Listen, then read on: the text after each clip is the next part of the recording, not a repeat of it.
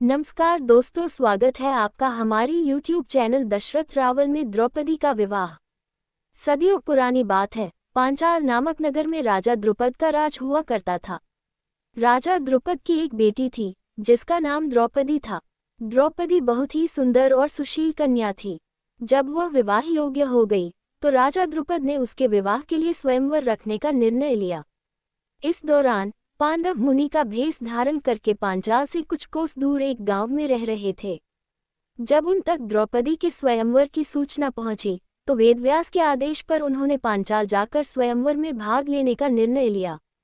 पांचाल जाते समय उन्हें रास्ते में धौम्य नामक एक ब्राह्मण मिला, जिसके साथ वो ब्राह्मण का भेष धारण करके स्वयंवर में पहुंचे। स्वयंवर में दूर दूर से बड़े बड़े राजा, महाराजा और राजकुमार पधारे हुए थे। वहां पहुंचकर पांडवों ने ब्राह्मणों के बीच अपना स्थान ग्रहण कर लिया। उस सभा में श्रीकृष्ण भी अपने बड़े भाई बलराम और गणमान्य यदुवंशियों के साथ बैठे हुए थे। सभा की एक ओर सभी कौरव भी विराजमान थे। कुछ देर बाद सभा में राजा द्रुपद पधारे और उन्होंने स्वयंवर के लिए पधारे सभी मेहमानों का स्वागत किया। अब सबकी आंखें राजकुमारी द्रौपदी का इंतजार कर रही थीं। सब यही सोच रहे थे कि राजकुमारी उन्हीं को अपना पति चुनेगी। कुछ समय बाद सभी का इंतजार खत्म हुआ और राजकुमारी द्रौपदी एक सुंदर सी परी की तरह सभा में पधारी। उन्हें देखकर सभी मंत्रमुग्ध हो गए। राजकुमारी ने सभा के बीच से गुजरते हुए अपने पिता के सिंहासन के समीप अपना स्थान ग्रहण कर लिया। इसके बाद सभी सभागणों को संबोधित करते हुए राजा द्रुपद ने कहा, मैं राजा द्रुपद इस स्वयंवर में आप सभी मेहमानों का स्वागत करता है। मैं इस बात से पूरी तरह परिचित हूँ कि आप सभी यहाँ मेरी पुत्री द्रौपदी से विवाह करने आए हैं, लेकिन इस स्वयंवर की एक शर्त है। आप सभी को सभा के बीचों बीच एक स्तंभ पर गोल घूमती हुई नकली मछली लटकती दिख रही होगी।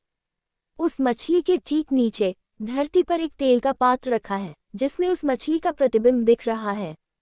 स्वयंवर की शर्त यह है कि जो भी धनुर्धारी प्रतिबिंब में देखकर मछली की आंख पर निशाना लगा देगा, वह इस स्वयंवर का विजेता होगा और उसी से द्रौपदी का विवाह होगा। राजा द्रुपद की यह बात सुनकर सभी राजा बारी बारी आकर मछली पर निशाना साधने का प्रयास करने लगे, लेकिन कोई सफल नहीं हो पाया। असफल व्यक्तियों में शिशुपाल, दुशासन, दुर्योधन और अन्य कौरवों का भी नाम शामिल था। अंत में पांडवों की बारी आई। उनकी ओर से अर्जुन ने मछली की आंख पर निशाना लगाने के लिए धनुष उठाया और एक ही बार में तीर निशाने पर लगा दिया। ये देखकर सब आश्चर्यचकित हो गए कि एक ब्राह्मण ने इतना सटीक निशाना लगा दिया। इसके बाद अपने पिता की आज्ञा से द्रौपदी आगे बढ़ी और अर्जुन के गले में वरमाला डाल दी और दोनों का विवाह संपन्न हुआ।